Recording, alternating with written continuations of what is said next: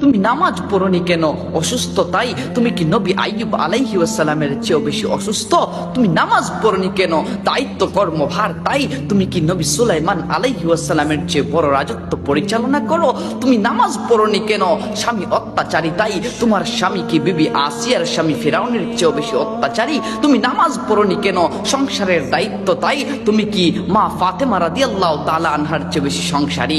না না, নামাজ নিয়ে কোনো একটা ওসিলাও আমার আল্লাহর কাছে চলবে না। তুমি যদি সমুদ্রের অতল গভীরে তলিয়ে যেতে থাকো, তাও যদি তুমি আজান শুনতে পাও, তাও যদি তুমি জানতে পারো নামাজের সময় হয়ে গেছে, সেখানেও তোমাকে ইশারায় নামাজ আদায় করতে হবে।